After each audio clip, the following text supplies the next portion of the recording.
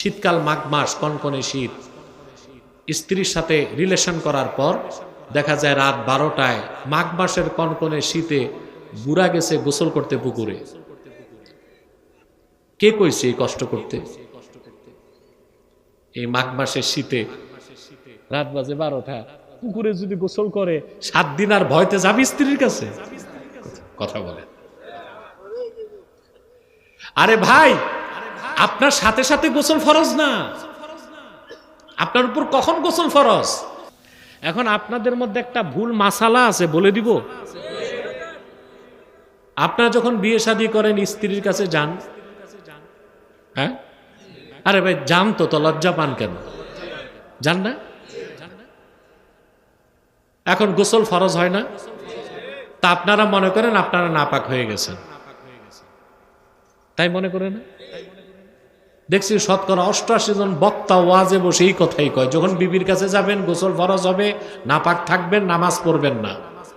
আরে ভাই, মুমিন তো কখনোই নাপাক হয় না, তো বিবির কাছে গেলে কেমনে নাপাক হয়? এটা একটা প্রশ্ন। কথা বলেন। আপনাদের মনে জাগছে এটা? মুমিন কখনো নাপাক হয় না যতক্ষণ ঈমান আছে। কাফের কখনো পাক হয় না যতক্ষণ ঈমান আসবে না তার অন্তরে। সুবহানাল্লাহ। তা আপনি যখন স্ত্রীর কাছে যান, ফিজিক্যাল রিলেশন হয়, আপনি নাপাক হন না, আপনি হন জুনুব। কি হন? অর্থাৎ আপনার উপর গোসল ফরজ। গোসল ফরজ হওয়ার মানে এই না যে আপনি নাপাক। আপনার উপর কি গোসল কি? তাই নাপাক বলবেন? বলবেন জুনুবি। কি বলবেন? অর্থাৎ আমার উপর গোসল ফরজ হয়েছে। আরেকটা মাসালা বলে দিই, শীতকাল। কথা বলেন। Closely related with our daily life, আমাদের দৈনন্দিন জীবনের সাথে খুব সম্পৃক্ত। শীতকাল মাঘ মাস, কনকনে শীত, স্ত্রীর সাথে রিলেশন করার পর দেখা যায় রাত 12টায় মাঘ মাসের কনকনে শীতে বুড়া গেছে গোসল করতে পুকুরে। কে কইছে এই কষ্ট করতে? এই মাঘ মাসের শীতে রাত বাজে 12টা, পুকুরে যদি গোসল করে 7 দিন আর ভয়তে যাবি স্ত্রীর কাছে? কথা বলে। আরে ভাই, আপনার সাথে সাথে গোসল ফরজ না, আপনার উপর কখন গোসল ফরজ? ইদা দাখালা ওয়াক্তুল ফাজরে, ফজরের টাইম এন্ট্রি করার পরে গোসল ফরজ। এর আগে আরামে ঘুমায় থাকেন নিয়ে আসা। হ্যাঁ, এর আগে যদি আপনি কোরআন তেলাওয়াত করতে চান, তাহাজ্জুদ পড়তে চান, তখন আবার ফরজ হবে। তো একটা কষ্ট থেকে বাঁচার ব্যবস্থাও বলে দিলাম। তাহলে মুমিন কখনো অপবিত্র হয় না। জীবিত থাকলেও কি, মারা গেল যেহেতু তার কি আছে? কাফের কখনো পবিত্র না, যেহেতু তার ঈমান না। এতটুকু বুঝাইতে পারলাম? আল্লাহ বলেছেন কদ আফলাহা মান তাযাক্কা, সফলতা লাভ করলো সেই যে তার হৃদয়কে পবিত্র করলো। হৃদয় পবিত্র হয় ঈমান আনলে, আর ঈমান যখন থাকে না, হৃদয়ে শিরক আর কুফর ঢুকে, তখন হৃদয় অপবিত্র হয়ে যায়, মানুষটা অপবিত্র থাকে। কথা বুঝতে পারছি? এখন এই যে প্রায় তো 45 মিনিট বক্তব্য হয়ে গেছে, শিক্ষা কি নিবেন? টিচিং কি আজকে? টিচিং হচ্ছে এটা, জীবনে আমরা যাই করি শিরক আর কুফর করব না। যদি আমাদের অন্তরে শিরক আর কুফর না ঢুকে, যত বড় গুনাহগার হই, আমরা পবিত্র হৃদয় নিয়ে আল্লাহর কাছে উপস্থিত হতে পারবো। গুনার বোঝাও যদি থাকে, আল্লাহ পানিশমেন্ট দিলেও বেহেশত দিবেন, আর দয়া হলে পানিশমেন্ট ছাড়াও বেহেশত দিতে পারে। এটা বুখারী শরীফের হাদিস। আল্লাহর হাবিব সাল্লাল্লাহু আলাইহি ওয়াসাল্লাম ইরশাদ করেছেন, আমার উম্মতের কোন ব্যক্তি যদি শিরক আর কুফর না করে, শিরক কুফর যত গুনাহ থাক, ইনশাআ আকাবাহু ফাহুয়া ইলাল্লাহ, ইনশাআ আফা আনহু ওয়া ইনশাআ আকাবাহু। বুখারী শরীফ কিতাবুল ঈমান এই হাদিস এসেছে। কোন বান্দা যদি শিরক আর কুফর না করে, এটা আল্লাহর ইখতিয়ার। ইচ্ছে করলে আল্লাহ তারে শাস্তি দিবেন, ইচ্ছে করলে শাস্তি ছাড়াই বেহেশত দিবেন।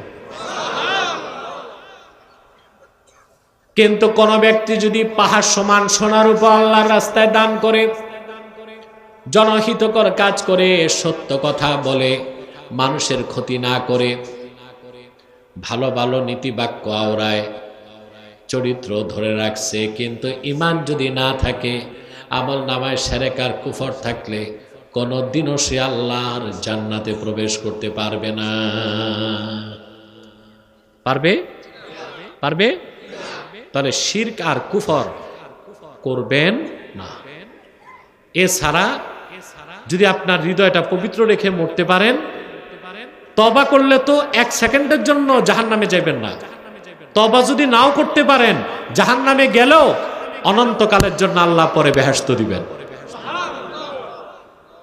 হাদিস সাক্ষ্য, রাসূল করিম সাল্লাল্লাহু আলাইহি সাল্লামের একজন সাহাবী ছিলেন ওয়াহশী। কি নাম?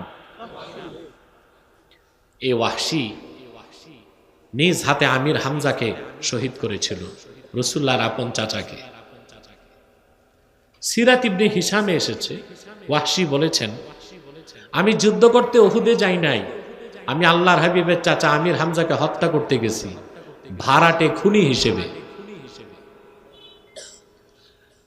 ওয়াহশী বলেন, আমি সাইয়্যিদুশ শুহাদা, শহীদগণের মহান নেতা আমির হামজা সিনার মধ্যে বর্ষা গেঁথে দিলাম।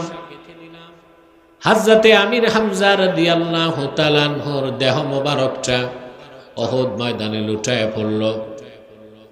আবু জাহেলের স্ত্রী হিংস্র নারী নষ্টা ভ্রষ্টা সেজে আমির হামজার সিনাটা বিদীর্ণ করে কাঁচা কলিজা বের করে চর্বণ করেছে। হযরতে আমির হামজার নাক কান কেটে মালা পরিধান করে উল্লাস করেছে। উহুদ ময়দানে আল্লাহর হাবিবের দাঁত শহীদ হয়েছিল, কিন্তু আল্লাহর হাবিব এত বেশি ব্যথা পান নাই। উহুদ ময়দানে আপন চাচা আমির হামজার শাহাদাতের দৃশ্য দেখে রাসূলুল্লাহ যে ব্যথা পেয়েছিলেন। ওয়াহশী বলেন, মক্কা বিজয় হয়ে গেল, দলে দলে লোক ইসলাম গ্রহণ করে মুসলমান হচ্ছে। আমি মক্কা ছেড়ে পালিয়ে যেতে লাগলাম। লোকেরা আমাকে বলল, ওয়াহশী আইনা তুরিদু, কোথায় যাও, কোথায় পালাও?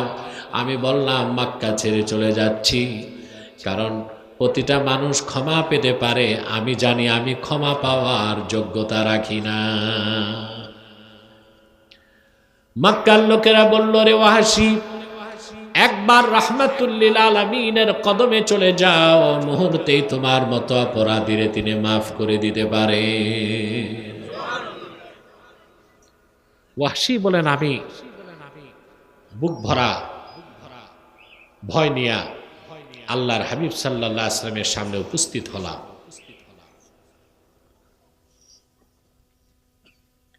রাসূল করিম সাল্লাল্লাহু আলাইহি ওয়াসাল্লাম বললেন, তুমি কে?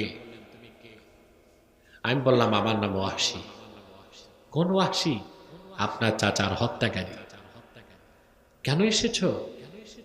ক্ষমা চাইতে, কালেমা পড়তে, মুসলমান হইতে। সুবহানাল্লাহ।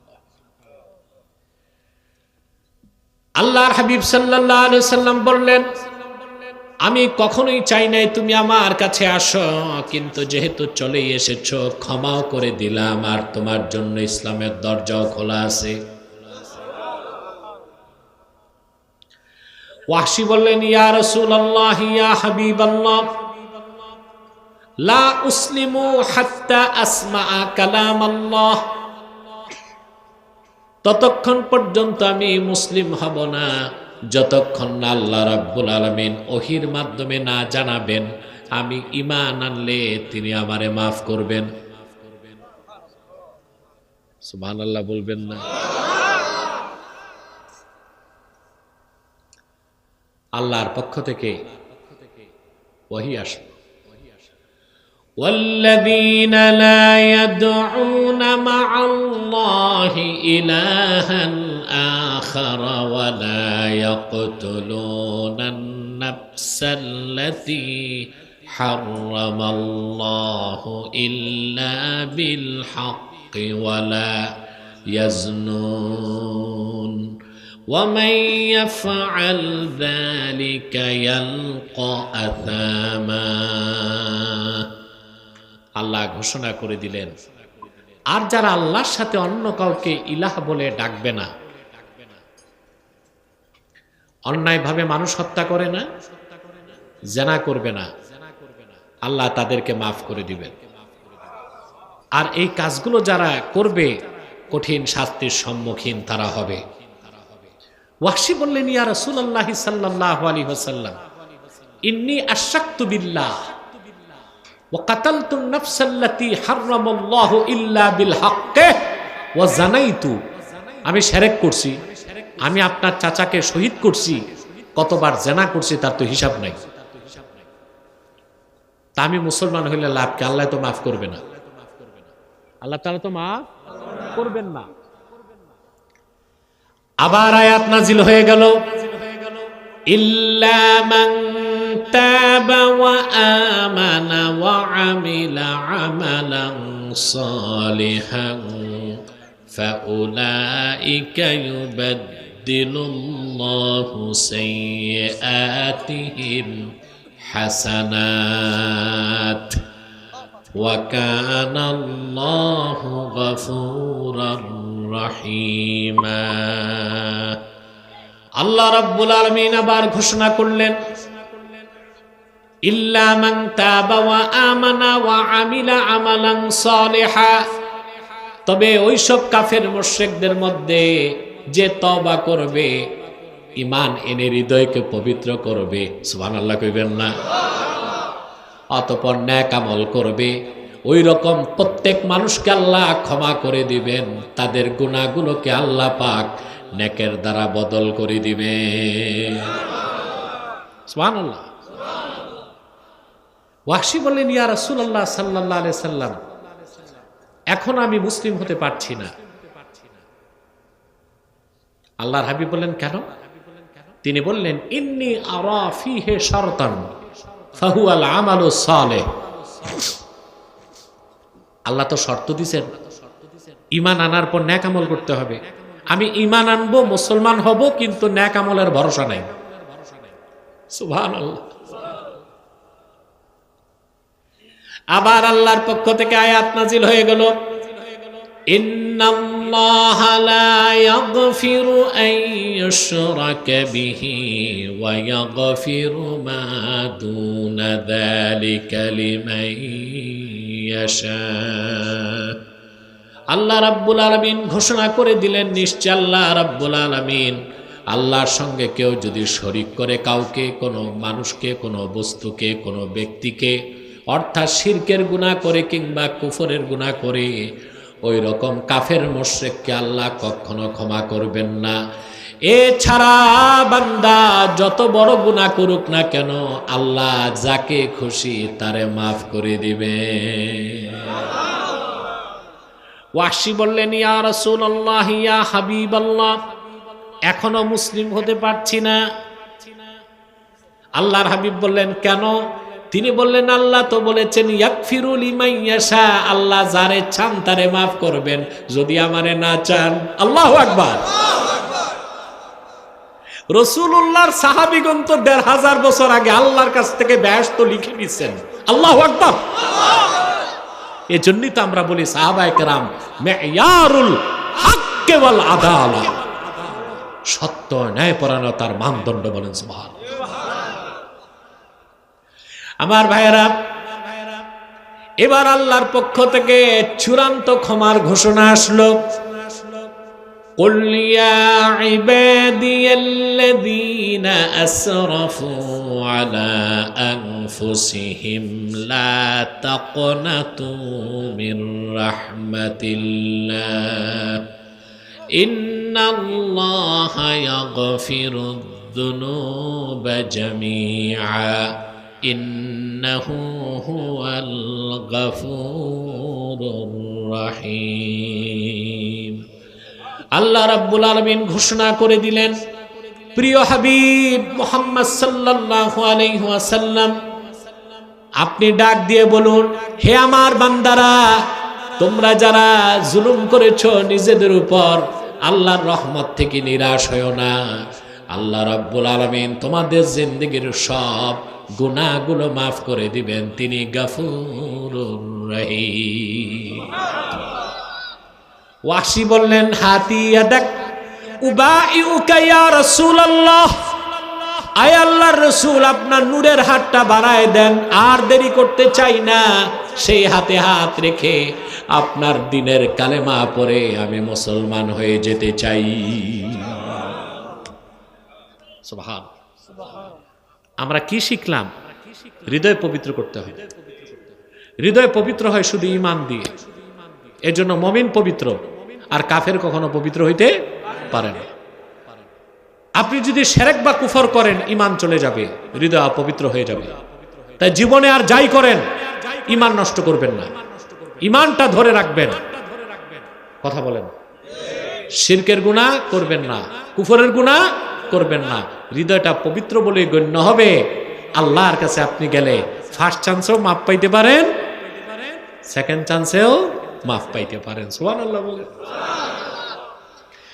আল্লাহ রাব্বুল আলামিন কোরআন কারীমে বলেন, ইয়াওমা লা ইয়ানফাউ মালুন ওয়ালা বানুন ইল্লা মান আতাল্লাহা বিকলবিন সালিম। কিয়ামতের দিন সহায় সম্পদ, বিত্ত, বৈভব কোনো কাজেই আসবে না, বরং যে ব্যক্তি পবিত্র এবং পরিচ্ছন্ন হৃদয় নিয়ে আল্লাহর কাছে উপস্থিত হবে, তার কোনো চিন্তা নাই। সফলতার জন্য কয়টা কাজ? প্রথম কি? হৃদয় পবিত্র করা। তারপর পূর্ণ সফলতার জন্য আরো দুইটা কাজ। পূর্ণ সফলতা কেন বলল? যার ঈমান ঠিক সে তো কোনো একদিন বেহেশতে যাবে, তবে শাস্তি হইতে পারে। কিন্তু ঈমান আনার পর আরো দুইটা কাজ যে করবে, তার কোনো শাস্তি নাই, ফার্স্ট চান্সে জান্নাত। আর আপনার কি বেহেশতে যাইতে একটু ট্রানজিট করবেন নি? কথা বলেন। আরে ভাই, মনে জাগতে তো পারে যারা ভ্রমণ বিলাসী, যে একদিন তো বেহেশতে যাবই, তো একটু জাহান্নামটা ঘুরা ফিরা দেখে নিলাম। আবু জেহেল আবু লাহাবে কেমন আছে নাকি? না, আমরা সরাসরি বেহেশতে যেতে চাইলে পূর্ণ সফলতার জন্য আরো দুইটা কাজ আল্লাহ দিবেন। ওয়া যাকার আসমা রাব্বি, ঈমান আনলো, রবের নামের জিকির করলো। এখন জিকিরটা যে কি অর্থে আল্লাহ বলছে তা তো বুঝতে হবে। আমরা জিকির বুঝি না বাঙালি। পীরের কাছে যায় সবক নেয়, সকালে 10 মিনিট জিকির, বিকালে 10 মিনিট জিকির, মাঝখানে সকালে মোরাকাবা মুশাহাদা, বিকালে মোরাকাবা মুশাহাদা। কিন্তু সারাদিন দেখা যায় লেনদেন হারাম তরিকায়, সুদ খায়, ঘুষ খায়, পাল্লায় ওজনে কম দেয়, খাদ্যে ভেজাল মিশায়, আরেকজনের ক্ষেতের সীমানা ধাক্কাধাক্কি করে। বিচার আচারে গেলে দুই দিক থেকে একটু বাইপাস। এটা নাই তো বুড়ি সঙ্গে আছে, বুঝছি। আগে বেশি ছিল, এখন তো কিছুটা কমছে না। সম্মানিত সুধী, সকালে জিকির ঠিক, বিকালেও জিকির ঠিক, মাঝখানে চুরি চামারি সুদ ঘুষ সবই চলতেছে। এইরকম জিকির আল্লাহ চায় না। ইমামে রাজি এই অংশের ব্যাখ্যায় কি লেখেন? সুবহানাল্লাহ। ইমাম রাজির ব্যাখ্যাটা শুরুতেই শুনিয়েছিলাম। তিনি বলেছেন, ইন্না মারাতিবা আমালিল মুকাল্লাফি সালাসা, বান্দার আমলের 3টা স্তর। তার প্রথমটাই হচ্ছে অন্তর থেকে শিরক কুফর দূর করা, দ্বিতীয়টা হচ্ছে ইস্তিহদারু মারিফাতিল্লাহি আযজা ওয়া জাল্লা ফিল কলবে, সর্বাবস্থায় আমার আল্লাহর মারিফতের পরিচয় অন্তরে থাকতে হবে, আমার আল্লাহ স্মরণ অন্তরে জাগ্রত রাখতে হবে। আল্লাহর মারিফত পেতে হলে হক্কানি আল্লাহওয়ালা বুজুর্গদের কাছে যাইতে হবে। কথা বলেন। আল্লাহওয়ালা হক্কানি বুজুর্গ পীরের কাছে না গেলে মারিফত শিখতে পারবেন না। কিন্তু আপনারা হক্কানি পীরের কাছে কম যান, ভণ্ডদের কাছে বেশি যান, ঠিক না? পীর দুই প্রকার। এক প্রকার রাহমানি পীর, আরেক প্রকার শয়তানি পীর। ওলিও দুই প্রকার, এক প্রকার আউলিয়া উর রহমান, আরেক প্রকার আউলিয়া উর শয়তান। যেই পীরের কাছে ঈমান নাই, আমল নাই, সুন্নতের চর্চা নাই, নামাজ নাই, জিকির নাই, মুরাকাবা নাই, শরীয়তের বিধান মানে না, গান বাদ্য একতারা দোতারা নিয়ে বসে থাকে, মাজারে সেজদা করে, পীরকে সেজদা করে, যে পীরকে সেজদা করা হয় ওই পীর মুশরিক, আর ওই রকম তরিকা বাতিল তরিকা, ভণ্ড তরিকা। এদের কাছে যাবেন না, এদের কাছে গেলে সব হারাবেন ঈমান আমল। আল্লাহ আল্লাহ বুজুর্গ পীর খুঁজতে লঞ্চে উঠার দরকার নাই, আর বাসের পাশা ধরারও দরকার নেই। আপনাদের গোটা কুমিল্লাকে আবাদ করে গেছেন জোনপুর খানদানের মুরব্বীরা, চাই না? এই আপনার এই বুড়িচং, পুরা কুমিল্লাই বুড়িচংটায় 50 বছর ওজায়ের আহমদ আতিকি রহমতুল্লাহ খেদমত করছে। আমার মনে হয় না এমন কোন মহল্লা আছে যেখানে তিনি যান নাই। কথা বলেন। তো জনপুর সিলসিলা, আমাদের মুরব্বীগণ যে সিলসিলার কাজ করে গেছেন, ওই খেদমত কি এখন নাই? ওনারই তো যোগ্য উত্তরসূরি আয়াজ আহমদ সিদ্দিকী জুবাইরি পীর সাহেব আসেন তো আপনাদের কাছে। এর জন্য বলছি, পীর ধরতে লঞ্চে উঠার দরকার নাই, বাসের টিকিটও দরকার নাই, হক্কানি পীর কাছেই আছে। আলহামদুলিল্লাহ বলেন। আরো আছে হক্কানি পীর, আরো আছে সমাজে দেশে। দেখে দেখে বায়াত নিবেন, ওই পীর দেখলেই দৌড় দিবেন না। আল্লাহওয়ালা বুজুর্গ পীরের সান্নিধ্যে না গেলে এলমে মারেফত শিখতে পারবেন না। তাইলে আল্লাহর জিকিরের অর্থ হচ্ছে আল্লাহর মারেফত অন্তরে, মারেফতের পরিচয় অন্তরে রাখতে হবে, আর আল্লাহর জিকির সব সময় দিলে থাকতে হবে। ওই এলাকায় দেখবেন মাতবর যেগুলো ঘুষখোর, রমজান মাসে দিনে বিচার করে না, রাতে বিচারে বসে। কেন? দিনে রোজা রাখে, রোজা নষ্ট হইলে তো বলে তারাবির পড়াইছো, সারাদিন রোজা রেখা তারাবি নামাজ পড়া, তারপর একদিক বিড়ি ধরাইছে আর একদিক বিচার করে, পকেটে যেই দিক গরম বেশি রায় ওই দিক যায়। বেটা আহমক, রোজা রাখছো যখন দিনে তখনই আল্লাহ তাআলা দেখছে, আর রাতে দেখেন নাই। কথা বলেন। সর্বাবস্থায় আল্লাহর জিকির থাকবে কোথায়? অন্তরে। এই জন্য আল্লাহ বলেছেন ওয়া যাকার আসমা রাব্বি। 3 নাম্বার বলে দিয়েছেন আল্লাহ তাআলা সবচেয়ে বড় জিকির ফাসাল্লা, নামাজ পড়লো। সুবহানাল্লাহ। নামাজ ছাড়া ফার্স্ট চান্সে বেহেশতে যাবার কোনো সুযোগ আছে? 5 ওয়াক্ত নামাজ পড়বেন না? আমি একটা প্রশ্ন করব, তারপর উত্তর দিবেন, না পারলে আমি উত্তরটা দিব, তারপর আমি চলে যাচ্ছি। চোর, জেনাকার, শরাবখোর, খুনি, এই 4 ধরনের লোক বড় অপরাধী না বেনামাজি? এটা বিশ্বাস করেন? কই নির্বাচনে তো চেয়ারম্যান, মেম্বার, এমপি ইলেকশন হইলে বেনামাজিরই ভোট পায়। কথা বলেন। চোররে দেয় না ভোট, হত্যাকারী কই খুনিয়ে ডেডের ভোট দেওয়া যাবে না। শরাব খায় কয় না ও নেশা করে, কিন্তু ভোট দিচ্ছে না বেনামাজিরে, অথচ সবচেয়ে খারাপ কে?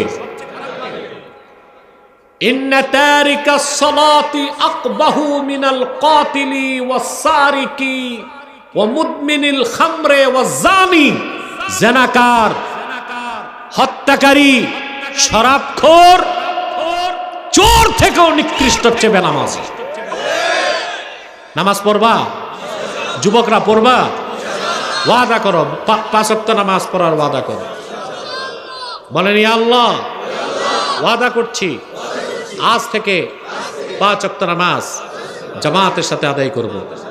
যদি শয়তানের প্ররোচনায় নামাজ ছুটে যায়, তাৎক্ষণিক তওবা করে কাজা হিসেবে নামাজ আদায় করব। আল্লাহ কবুল করুক, মঞ্জুর করুক। আমি এখনই বিদায় নিচ্ছি। আপনারা দীর্ঘ সময় আপনাদেরকে খেদমত করার একটা সুযোগ আসতেছে। জানুয়ারির 3 তারিখ। কামরুল কোথায়? সুন্দর, এখানে সুন্দরমের আসো কেউ? সুন্দরমে আসতেছি আমি জানুয়ারির 3 তারিখ, আমি থাকবো, আমার ভাইও থাকবে ইনশাল্লাহ। যাবেন না? আরে ভাই ওয়াদা করে নাও, মরে গেল সব পাইবা। সুন্দরম 3 জানুয়ারি যাবা? আল্লাহ কবুল করুক, মঞ্জুর করুক, বলুন আল্লাহুম্মা আমিন। আর আমি আজকে সভাপতির জন্য দোয়া চাই। আমার বড় ছেলে সৈয়দ মোহাম্মদ মুস্তাফা আহমদ আমিন আকিব আব্বাসী এসেছে, তার জন্য দোয়া করবেন। আর এখানে কমিটিতে যারা আছে, না ওটা তোমরা দেখবা, যাও জি নাই আর মুকাররির হ্যাঁ, আপনারা ধৈর্যের সাথে বসবেন। আমি এখন যাচ্ছি না, আর একটু কাজ আছে। আমাদের যে মেহমান আসছে অধ্যক্ষ সালাউদ্দিন, উনি 1 মিনিট কিছু বলবে। উঠবেন না, আমি উঠার আগে একটা মানুষ উঠার চেষ্টা করবেন না, ধৈর্যের সাথে বসে থাকেন। তবে আমি মুনাজাত করব না। আমার স্নেহধন্য একজন আলেম আসতেছে, মাওলানা মনিরুল ইসলাম মজুমদার আসতেছে ইনশাল্লাহ, আলোচনা করবে। তারপর সভাপতি আছেন আমার ভাই, তিনি মুনাজাত করলে যাবেন। আমি তো মুনাজাত করতেছি না, উঠবেন কেন? রাত তো এখনো 9টা বাজে নাই, এত অধৈর্য কেন? আর আমি উঠার আগে তো মাথাটাও নাড়বেন না, চুপচাপ বসে থাকেন। সালাউদ্দিন সাহেব বলেন কিছু, খুব দ্রুত বলবেন, 1 মিনিট। आप तो रहिएगा, हाँ? तो आप दूसरे एक मुकर्रिर को देके जाएंगे, বক্তা করে দেওয়া যায়। কে আছে একটু মজুমদার আসার আগ পর্যন্ত ধরে রাখবে? কে আছে? দেখো না একজন আসো না? ও তুমি আসো? আসেনি? আলহামদুলিল্লাহ, ঠিক আছে। আমি ছাড়লি না একটা উদ্যোগে 50তম তাফসীরুল কোরআন মাহফিল, যিনি দুদিন ব্যাপী সভাপতি, আমরা এই গ্রামে সবসময় এসে থাকেন কুরাইশ বংশধর, আমরা সবসময় মন ভরে শ্রদ্ধা করি। আমাদের আজকের এই দুদিন ব্যাপী মাহফিলে সম্মানিত সভাপতি পীরে কামেল জৈনপুর হুজুর সাহেব, এবং আজকের এই দুদিন মাহফিলে প্রথম দিনের যিনি আজকের প্রধান বক্তা পীরে কামেল, অত্যন্ত আমাদের সারা বাংলাদেশের প্রখ্যাত আলেম ডক্টর আব্বাসী সাহেব, তিনি অত্যন্ত গুরুত্বপূর্ণ বয়ান রেখেছেন। আলহামদুলিল্লাহ, আল্লাহ রাব্বুল আলামিনের শুকরিয়া জানাচ্ছি, তিনি সুন্দরভাবে আমাদের এই হিউম্যানদের জন্য, এই মুমিন বান্দাদের জন্য সুন্দরভাবে বয়ান করার জন্য। তো আমি আসলে এখানে এসেছি